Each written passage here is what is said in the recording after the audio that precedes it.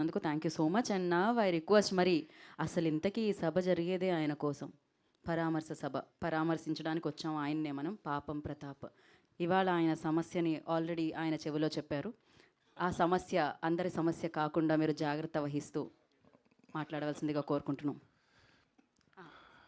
పరామర్శ ఓదార్చడానికి వచ్చారు.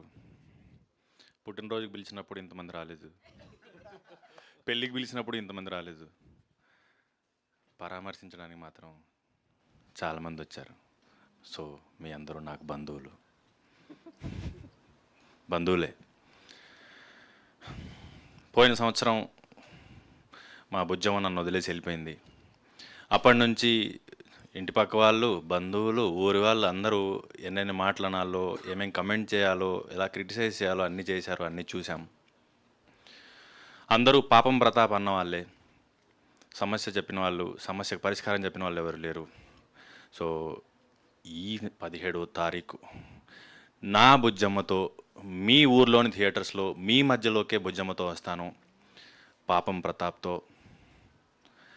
నా సమస్య ఏంటి, దానికి పరిష్కారం ఏంటో కూడా మీ ముందుకు తీసుకురాబోతున్నాను. మీ అందరికీ ఎవరైతే పాపం ప్రతాప్ అంటున్నారో మీతోనే నేను వీర ప్రతాప్ అనిపించుకుంటాను. ఒక చిన్న హెల్ప్ కావాలండి, ఈ మైక్ పట్టుకోరా ఒకసారి. ఓకే, పంచ జారిపోతుంది. మైక్ పట్టండి, మైక్. వీర ప్రతాప్ 17వ తారీఖు చూడబోతున్నారు. అంతే అండి, థ్యాంక్ యూ. బా, పాపం ప్రతాప్గా వచ్చి Thank వీర you so ప్రతాప్గా వేదిక మీద మారారు మీరు. చాలా జాగ్రత్తగా. Okay, thank you so much అండి. And yes,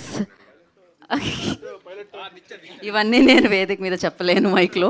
so thank you so much. మీరు వీరప్రతాప్ అవ్వాలి, ఆ జర్నీని మేము చూడాలి, మీ సమస్య ఏంటో తెలియాలి. కాకపోతే దానికంటే ముందు మేము ఒకసారి మీకు ఒక సమస్యను తెద్దాం అనుకుంటున్నాం స్టేజ్ మీదకి. అదేంటంటే ఇప్పుడు రిలీజ్ అయిన పాట మీద ఒక స్టెప్ మీరు చేయాల్సిందే. దానికోసం మేము ఆల్రెడీ అంతా అరేంజ్ చేసామన్నమాట. ఏదో ఒక్కసారి